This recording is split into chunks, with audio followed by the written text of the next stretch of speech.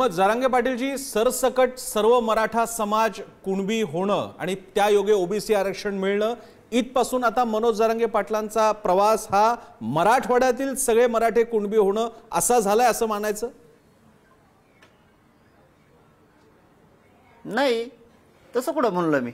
आपलाचा आत्ताचा जो विषय आहे JRचा, ते मराठवाड्याचा हैदराबाद गॅजेटियर त्यांनी घेतलं, सातारा संस्थांचं घेतलं, म्हणजे नाशिक, अहिल्यानगर, पुणे, सांगली, सातारा, कोल्हापूर, सोलापूर हे सगळे जिल्हे त्याच्यात बसायला लागलेत आणि मराठवाड्यात हे आमच्या 8 बसायला लागलेत.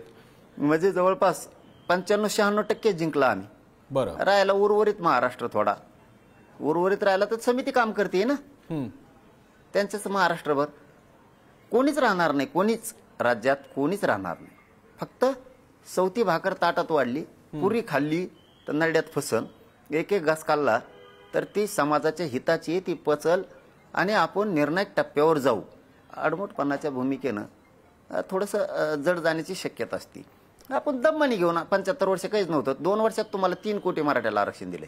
बरं, 2च वर्षात. बरं, आणि गॅजेट पण 2 दिलेत, हैदराबाद संस्थांचं आणि सातारा संस्थांचं गॅजेट सुद्धा कोणी नाव घेत नव्हतं. आपण ते वरी आणलं की सातारा संस्थांचं गॅजेटियर घ्या.